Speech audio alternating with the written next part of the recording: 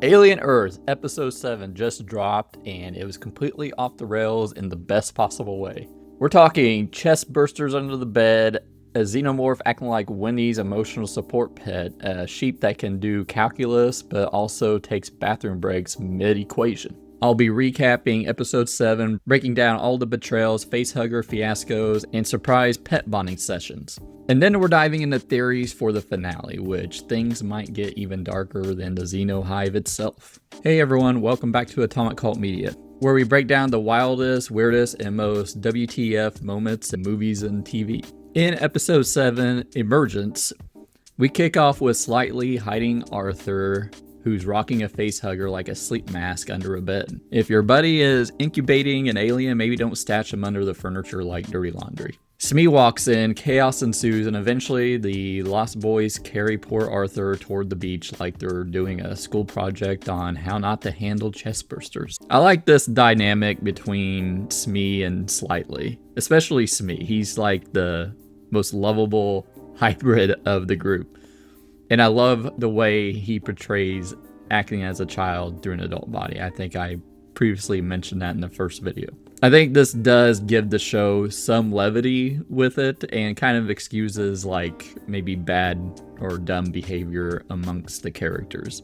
But I'm really enjoying their dynamic with each other, and I'm thinking he might play a bigger role in, future seasons. And yeah, before they even get to the beach, the chest burster rips through Arthur's chest. Arthur wakes up, they think he's saved, and then surprise, his rib cage gets remodeled. It's the classic alien gut punch, only funnier and kind of sad too, because the kids have no clue what's really going on, and Arthur seems like a legit good guy, like one of the few good people in this show, and he just gets it the worst. They do eventually meet up with Morrow with some of Weyland-Yutani's Marines, but only with Arthur's corpse.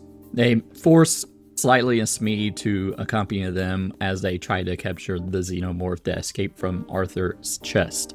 But eventually they are all captured when it's shown that Prodigy actually captured that chest burster and that it was all part of Kirsch's plan. What plan that is, I guess we'll see next episode. But I have my prediction, so stay tuned. Meanwhile, Prodigy locks down after Toodle's death, and Boy Cavalier, instead of caring about the hybrids, is busy giving the alien eye, T. Oculus, the pie test like it's auditioning for Are You Smarter Than a Fifth Grader? It turns out the eye is smarter, and Boy looks like he's about to fall in love with it, which is peak alien satire. Human greed and ego making us cheer for the literal tentacle eyeball monster. And then there's the escape, with Wendy, Hermit, and Nibs trying to leave the island since they no longer have their trackers enabled. But before they leave, Wendy opens up the cage to her pet xenomorph, and it destroys everything inside and escapes.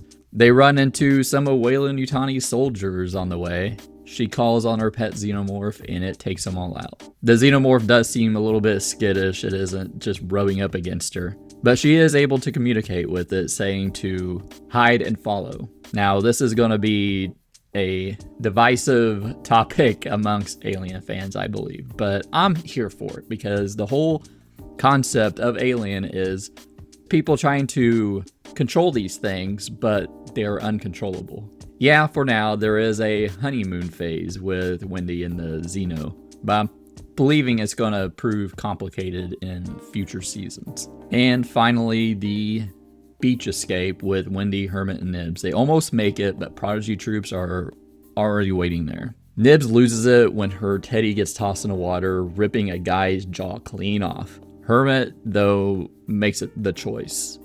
He saves his human friend, Siberian, by shooting Nibs. Wendy sees it as a betrayal and screams, "What did you do?" And boom, emotional cliffhanger.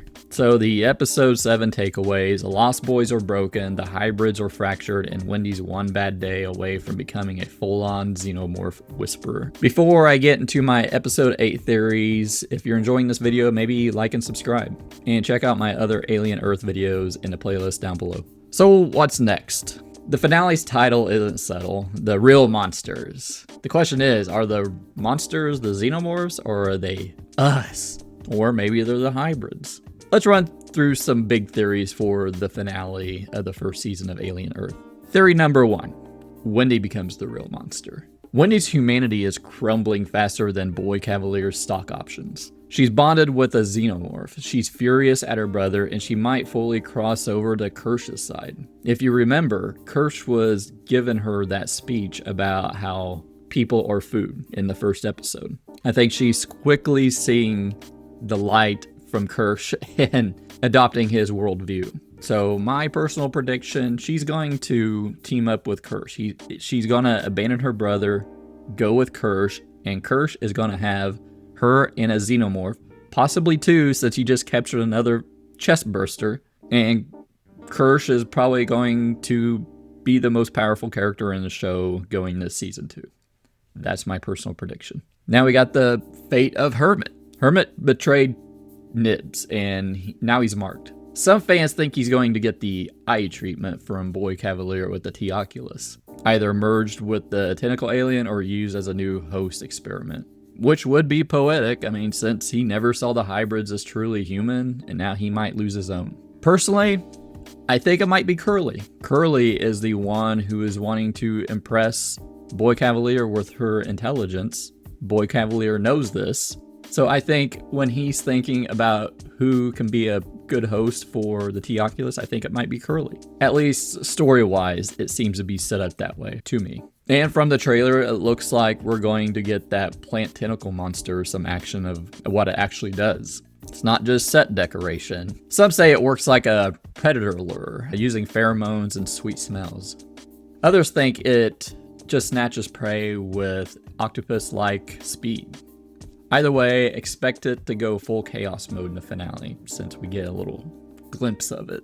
And the title, The Real Monsters, and the theme that goes with it. At the end of the day, the monsters might not be the Xenos, or even the hybrids. It's Prodigy, Boy Cavalier, and maybe even Wendy. Characters who traded away their humanity for survival, profit, or power. So episode 7 gave us betrayal, facehuggers, and Wendy possibly speedrunning her villain arc. But with the real monsters coming up, the real question is, will anyone make it off Neverland alive?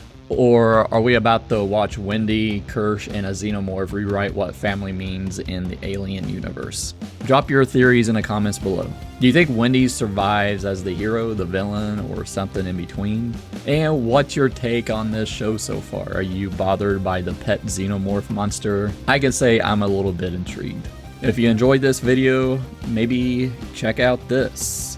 This is the playlist of all the other Alien Earth videos I've done, and maybe subscribe here. And I'll see you later.